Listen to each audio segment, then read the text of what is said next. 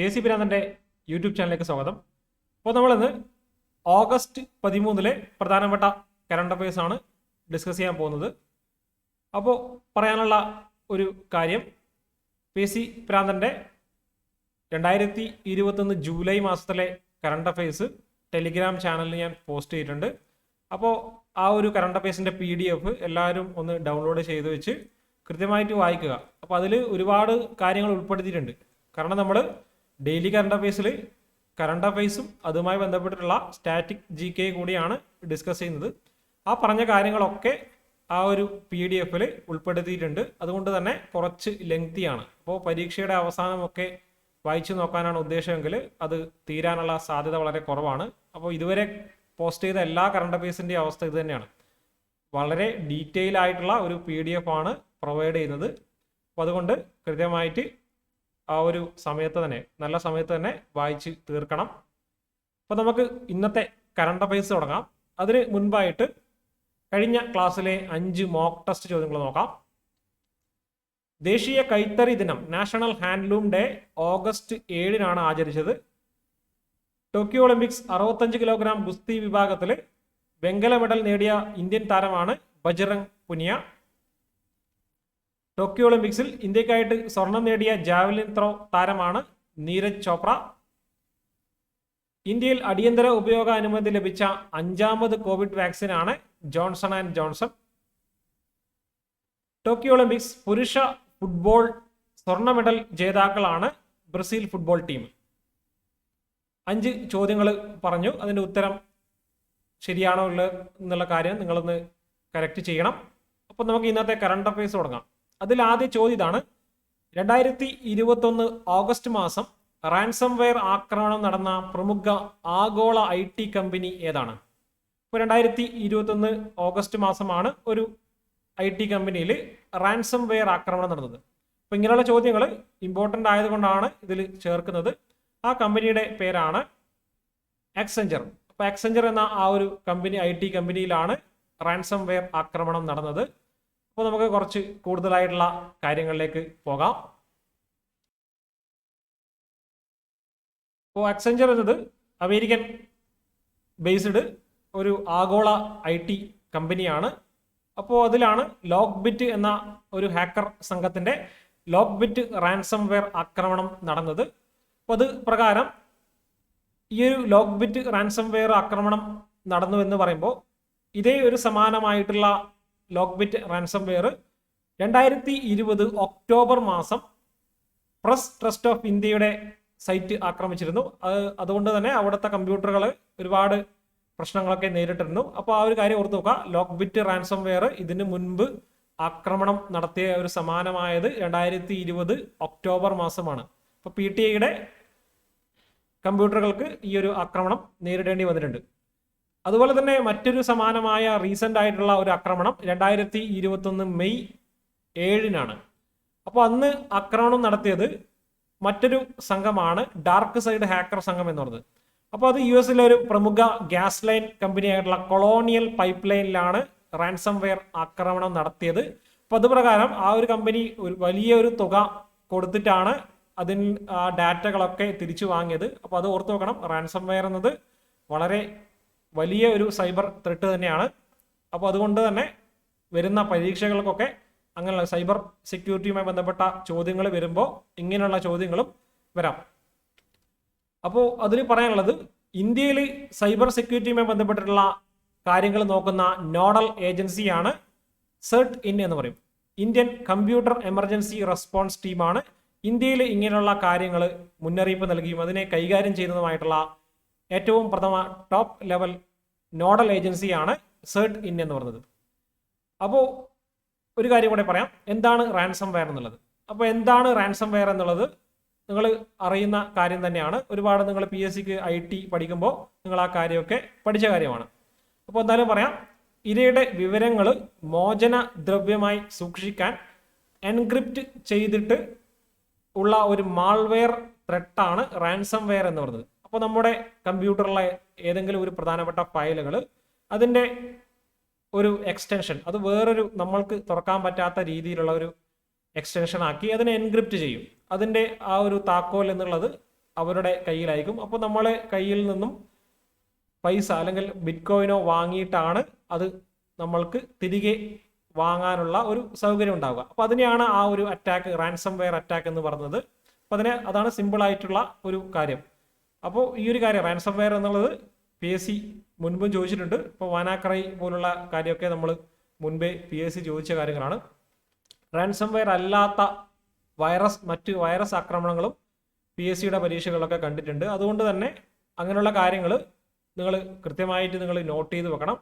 അപ്പോൾ അങ്ങനെയുള്ള ഒരു ആക്രമണമാണ് ഇപ്പോൾ ലോക്ക്ബിറ്റ് റാൻസം വെയർ എക്സെഞ്ചർ എന്ന് പറഞ്ഞ ആഗോള IT കമ്പനിയിൽ നടത്തിയത്. അടുത്ത ക്വസ്റ്റ്യനിലേക്ക് പോവാം. രാജ്യത്ത് ആദ്യമായി ഏത് ദേശീയ ഉദ്യാനത്തിലാണ് ആദ്യ സാറ്റലൈറ്റ് ഫോണുകൾ ഏർപ്പെടുത്തിയത്? അപ്പോൾ ഇന്ത്യയിൽ ആദ്യമായിട്ടാണ് ഒരു നാഷണൽ പാർക്കിൽ സാറ്റലൈറ്റ് ഫോണുകളുടെ സേവനം ഏർപ്പെടുത്തിയത്. അത് അടുത്തിടെയാണ് ഏർപ്പെടുത്തിയത്. ഏത് ദേശീയോദ്യാനത്തിലാണ്? ഉത്തരം കാസിരംഗ ദേശീയോദ്യാനത്തിലാണ് ഇന്ത്യയിൽ ആദ്യമായിട്ട് സാറ്റലൈറ്റ് ഫോണുകളുടെ സേവനം ഏർപ്പെടുത്തിയത്.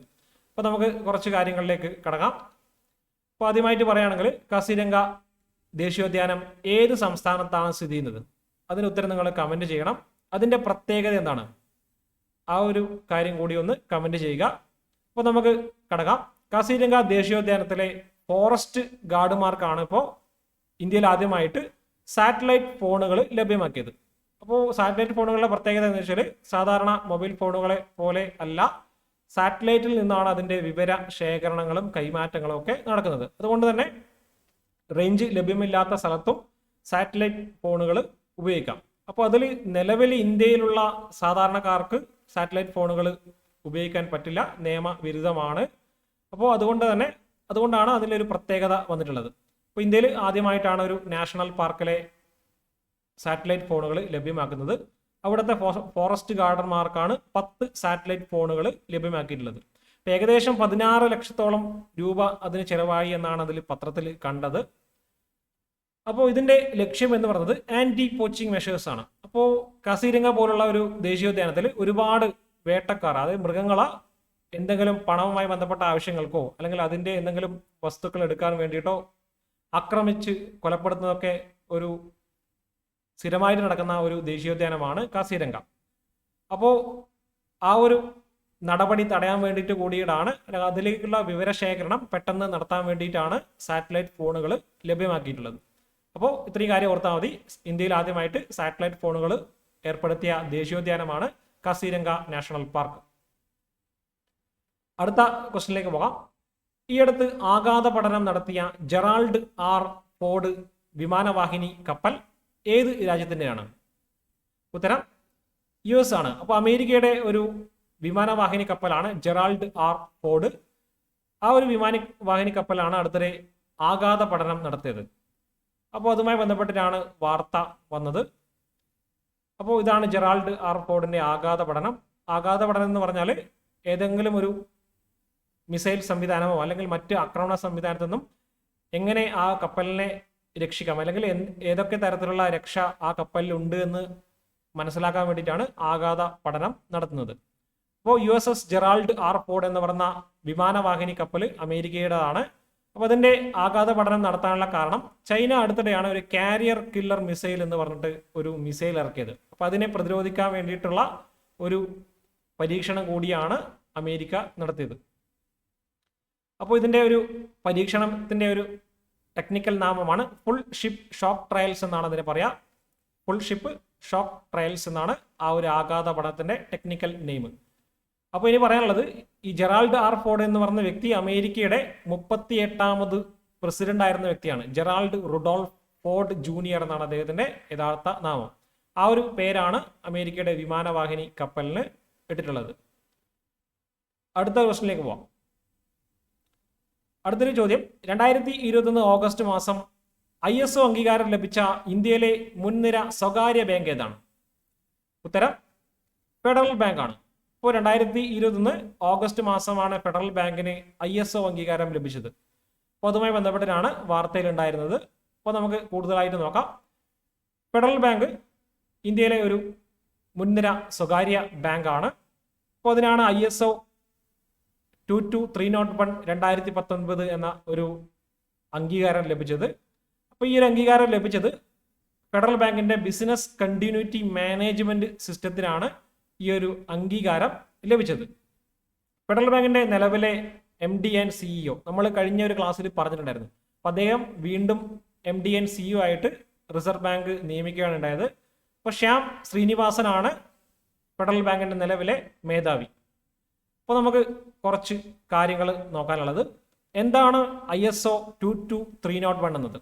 കാരണം ISOവുമായി ബന്ധപ്പെട്ട ചോദ്യം PSC മുൻപ് വന്നിട്ടുണ്ട്. അപ്പോൾ ഈ ഒരു ISO 22301 എന്ന് പറഞ്ഞ ഒരു അംഗീകാരം നൽകുന്നത്, അപ്പോൾ ഏതെങ്കിലും ഒരു സ്ഥാപനത്തിൽ അപ്രതീക്ഷിതമായിട്ടുള്ള തടസ്സങ്ങൾ സൃഷ്ടിക്കപ്പെട്ടാൽ അതിനെ മറികടക്കാൻ വേണ്ടിയിട്ടുള്ള സംവിധാനം ആ ഒരു സ്ഥാപനത്തിൽ ഉണ്ടാവും. അപ്പോൾ അങ്ങനെ ആ ഒരു സ്ഥാപനത്തിലുള്ള ആ സംവിധാനം വഴി ആ ഒരു തടസ്സത്തിനെ പ്രതിരോധിക്കാനും മറികടക്കാനുള്ള ഒരു കെൽപ്പ് കൂടി ആ ഒരു മാനേജ്മെന്റ് സംവിധാനത്തിൽ ഉണ്ടാകും. അങ്ങനെയുള്ള മാനേജ്മെന്റ് സംവിധാനത്തിന് കൊടുക്കുന്ന അംഗീകാരമാണ് ISO 22301 എന്ന് പറയുന്നത്.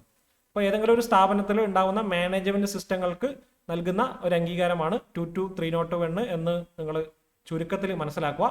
അപ്പോൾ നമുക്ക് കുറച്ച് പ്രധാനപ്പെട്ട ISO അംഗീകാരങ്ങൾ നോക്കാം. ഒന്ന് ISO 22000 എന്ന ഒരു ISO അംഗീകാരമുണ്ട്. അത് ഫുഡ് സേഫ്റ്റി മാനേജ്മെന്റിന് കൊടുക്കുന്ന ഒരു അംഗീകാരമാണ് ISO 22000 എന്ന് പറയുന്നത്. അപ്പോൾ പ്രധാനപ്പെട്ട മറ്റൊരു അംഗീകാരം ISO 9000 ഫാമിലിയിൽപ്പെട്ടത്. അപ്പോൾ ഇതിൽ ഒരുപാട് 9001 ഒക്കെ കേരളത്തിൽ കോഴിക്കോട് പോലീസ് സ്റ്റേഷനൊക്കെ കിട്ടിയിട്ടുണ്ട്. അപ്പോൾ ISO 9000 ഫാമിലിയിൽപ്പെട്ട അംഗീകാരം നൽകുന്നത് ക്വാളിറ്റി മാനേജ്മെന്റിനാണ്. 9000 സീരീസിലുള്ള അംഗീകാരം നൽകുന്നത്. പിന്നെ മറ്റൊരു പ്രധാനപ്പെട്ടത്, ഇത് PSC പ്രീവിയസ് ക്വസ്റ്റ്യൻ ആണ്, ISO 14000 ISO 14000 എന്ന അംഗീകാരം നൽകുന്നത് എൻവയറമെന്റൽ മാനേജ്മെന്റിന് കൊടുക്കുന്ന അവാർഡാണ് ഈ ഒരു അംഗീകാരം ISO 14000. ഇത് PSCയുടെ പ്രീവിയസ് ക്വസ്റ്റ്യൻ ആണ്. മുൻപ് ഒരു പരീക്ഷയ്ക്ക് ISO 14000 എന്തുമായി ബന്ധപ്പെട്ട് എന്നുള്ള ചോദ്യം വന്നിട്ടുണ്ട്. അപ്പം അതുകൊണ്ട് ആണ് ഇതൊന്ന് റിപ്പീറ്റ് ചെയ്തത്. അപ്പോൾ ഇത്രയും കാര്യങ്ങളൊന്ന് എക്സ്ട്രാ ആയിട്ട് നോട്ട് ഡൗൺ ചെയ്യണം. അപ്പോൾ ഫെഡറൽ ബാങ്കിനാണ് ISO 22301 2019 അംഗീകാരം അടുത്തിടെ ലഭിച്ചത്. അടുത്ത ക്വസ്റ്റിലേക്ക് പോകാം. അപ്പോൾ അടുത്തത് ഒരു ക്വസ്റ്റ്യൻ ഇതാണ്, അടുത്തിടെ പുറത്തിറങ്ങിയ ഗ്ലോബൽ യൂത്ത് ഡെവലപ്മെന്റ് ഇൻഡെക്സിൽ ഇന്ത്യയുടെ റാങ്കിങ് എത്രയാണ്? അപ്പോൾ ഇന്ത്യയുടെ റാങ്കിങ് 122ാമത് റാങ്കിലാണ് ഇന്ത്യ ഉള്ളത്. ഓർത്ത് നോക്കുക, ഗ്ലോബൽ യൂത്ത് ഡെവലപ്മെന്റ് ഇൻഡെക്സ് എന്ന ഒരു റാങ്കിങ്ങിലാണ് ഇന്ത്യ 122ാമത് സ്ഥാനത്ത് ഉള്ളത്.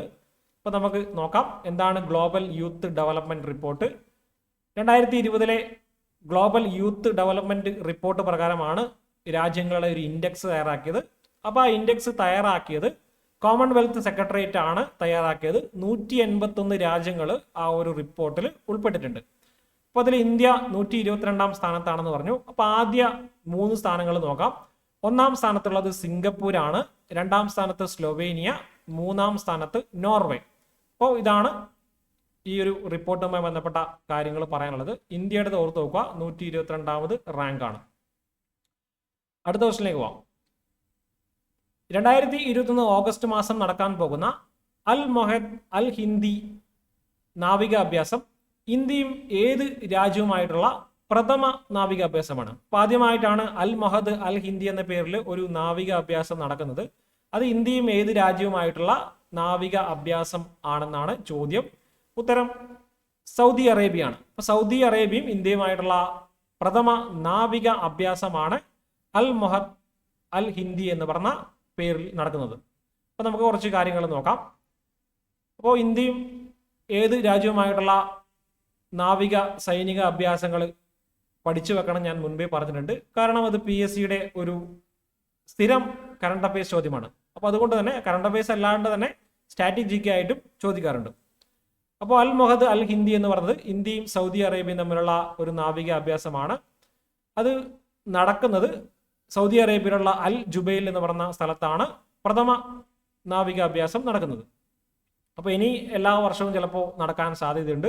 അപ്പോൾ INS കൊച്ചി എന്ന് പറഞ്ഞ ഇന്ത്യയുടെ പടക്കപ്പലാണ് ഈ ഒരു നാവിക അഭ്യാസത്തിൽ ഇന്ത്യയെ പ്രതികരിച്ച് പങ്കെടുക്കുന്നത്.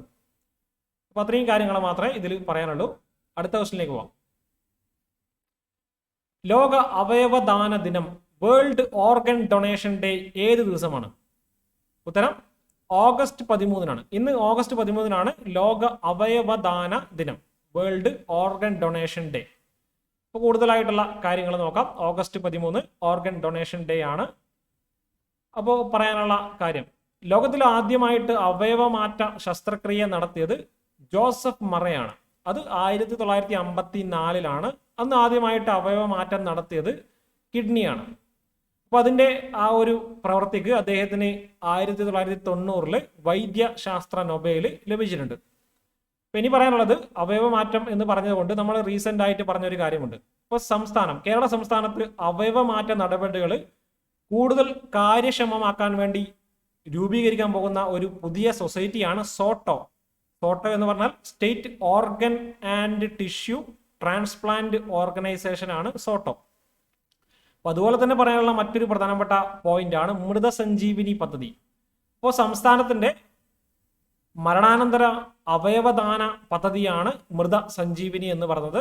അപ്പൊ ആ ഒരു കാര്യം ഒന്ന് ഓർത്തു വെക്കണം. ഇത് PSC ഒരുപാട് തവണ ചോദിച്ചിട്ടുള്ളതാണ്. അപ്പൊ ഇത്രയും കാര്യങ്ങളാണ് ഇന്നത്തെ ഒരു കറണ്ട് അഫയേഴ്സിൽ പറയാനുള്ളത്. ഇനി 5 മോക്ക് ടെസ്റ്റ് ചോദ്യങ്ങളാണ്. അപ്പോൾ അതിൽ ആദ്യമായിട്ട് 2021 ചെസ് ലോകകപ്പ് വിജയി ആരാണ്? 2021 ഫിഡെ വേൾഡ് കപ്പ് ചാമ്പ്യൻ ആയ വ്യക്തി ആരാണ്? മാനസിക ആരോഗ്യ മികവിനുള്ള റുമേനിയൻ സൈക്കാട്രിക് അസോസിയേഷന്റെ രാജ്യാന്തര പുരസ്കാരം ലഭിക്കുന്ന ആദ്യ ഇന്ത്യക്കാരൻ ആരാണ്? ടോക്കിയോ ഒളിമ്പിക്സിൽ മെഡൽ പട്ടികയിൽ 1-ാം സ്ഥാനത്തെത്തിയ രാജ്യം ഏതാണ്? അടുത്തിടെ പ്രകാശനം ചെയ്ത അനുപമം ജീവിതം ഏത് മുൻ മന്ത്രിയുടെ ജീവിത അനുഭവം വിവരിക്കുന്ന പുസ്തകമാണ് അല്ലെങ്കിൽ ആത്മകഥയാണ്? ക്യാബിനറ്റ് സെക്രട്ടറിയുടെ കാലാവധി 1 വർഷം കൂടി നീട്ടി. ആരാണ് നിലവിലെ ആ സ്ഥാനം വഹിക്കുന്ന വ്യക്തി? 5 ചോദ്യങ്ങളായിട്ടുണ്ട്. അതിന്റെ ഉത്തരം നിങ്ങൾ കമന്റ് ചെയ്യുക. അപ്പോൾ കൂടുതൽ കറണ്ട് അഫയേഴ്സുമായിട്ട് അടുത്തൊരു വീഡിയോയിൽ കാണാം. Thank you.